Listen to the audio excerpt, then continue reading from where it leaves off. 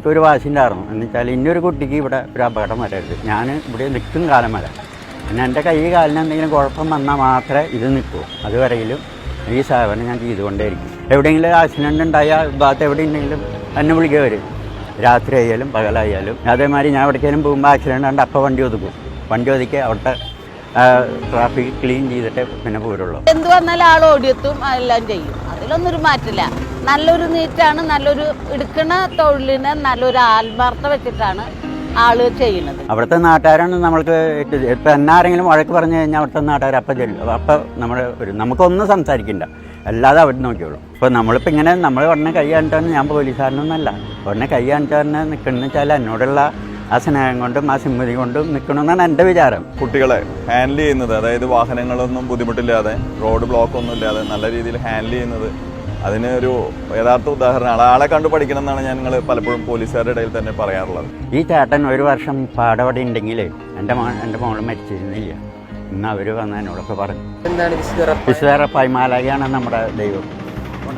ഓട്ടോയുടെ പേര് അന്നോട്ടിട്ട് ഇത് നമ്മൾ ഇങ്ങനെ പോകുമ്പോൾ നമ്മൾ ഓരോ ചിന്തയിലാണ് ഇപ്പോൾ യാത്ര. ഓരോരുത്തർക്ക് കമ്പ്യൂട്ടർ മാതിരിയാ, ആ ചിന്തയിലാണ് പോകുമ്പോഴേ ഈ അപകടം ഉണ്ടാവുന്നത്.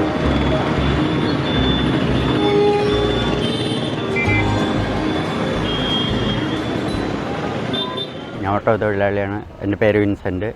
61 വയസ്സ് ഇപ്പോൾ കഴിഞ്ഞു. അപ്പോൾ 2002 തൊട്ടാണ് ഞാനിത് ആരംഭിച്ചത്. അത് ഈ 2 വർഷം മുപ്പാടെ തുടങ്ങിയിരുന്നു. തുടങ്ങാൻ കാരണം എന്ന് വെച്ചാൽ ഇടയ്ക്കിടയ്ക്ക് അവിടെ ആക്സിഡൻറ്റ്, കുട്ടികൾ വണ്ടി ഇടിക്കൽ, മരിക്കൽ, ഇതൊക്കെ ഉണ്ടായിട്ടുണ്ട്. വലിയൊരു കൃഷ്ണപട്ടണങ്ങളിൽ ഒരു ദിവസം രാത്രി ഞാൻ കിടന്നുറങ്ങുമ്പോൾ രാത്രി ഇങ്ങനെ ഒരു വിളി, ദൈവവിളി വന്ന മാതിരി, നാളെ മുതൽ നീ കുട്ടികളെ റോഡ് ക്രോസ് വിടണം എന്നുള്ള ഒരു ദൈവവിളി, അതിൻ്റെ അനുഗ്രഹം നിനക്ക് കിട്ടും എന്നുള്ള ഒരു ദൈവവിളി നമ്മുടെ ഇതിൽ മനസ്സിലങ്ങനെ രാത്രി കിടന്നുറങ്ങുമ്പോൾ വന്നു.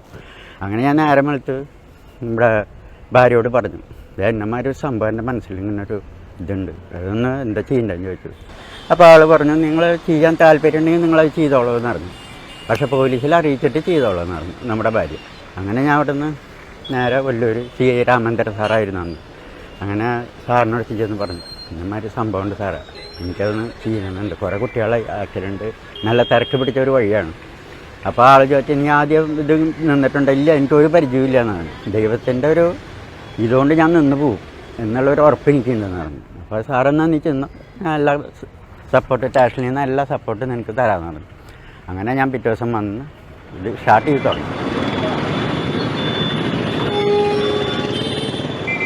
എനിക്കൊരു വാശി ഉണ്ടായിരുന്നു. എന്ന് വെച്ചാൽ ഇന്നൊരു കുട്ടിക്ക് ഇവിടെ ഒരു അപകടം വരരുത്, ഞാൻ ഇവിടെ നിൽക്കും കാലം വരാം. പിന്നെ എൻ്റെ കൈ കാലിന് എന്തെങ്കിലും കുഴപ്പം വന്നാൽ മാത്രമേ ഇത് നിൽക്കൂ. അതുവരെയിലും ഈ സേവനം ഞാൻ ചെയ്തുകൊണ്ടേയിരിക്കും.